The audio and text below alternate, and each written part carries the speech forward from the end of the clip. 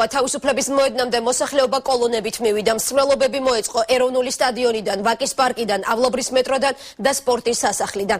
სტადიონიდან ქართული ოცნების მხარდამჭერების მსვლელობას კოალიციის მაჟორიტარი დეპუტატობის კანდიდატები დიდუბეში, ჩუღურეთსა და ნაძალდევში, ვახტანგ ხმალაძე, ვიქტორ დოლიძე და თია წულუკიანი მიუძღვებოდნენ.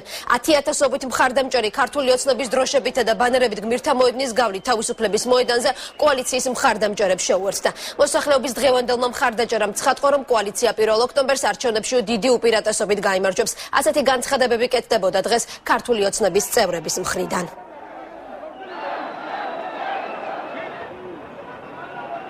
ჩვენი სამშობლოს ჭეშმარიტი აღმშენებლობისთვის და არა ფასადურისთვის. აი ამის დემონსტრირება იქნება დღეს და ამის ოფიციალური გაფორმება მოხდება პირველში. მე ამაში ღრმად ვარ დარწმუნებული. ყველაფერი უნდა გავაკეთოთ იმისათვის, რომ უკეთესობა თქვენი მომავალი, ჩვენი თაობის მომავლები გაიზარდონ.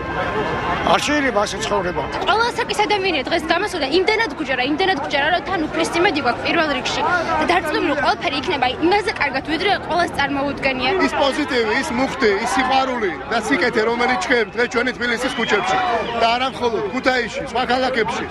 მე ვფიქრობ, არის ძალიან ნათელი მაგალითი კონსოლიდირებისა, რასაც ბიძინა ივანიშვილმა დაანონსა 27 მაისს.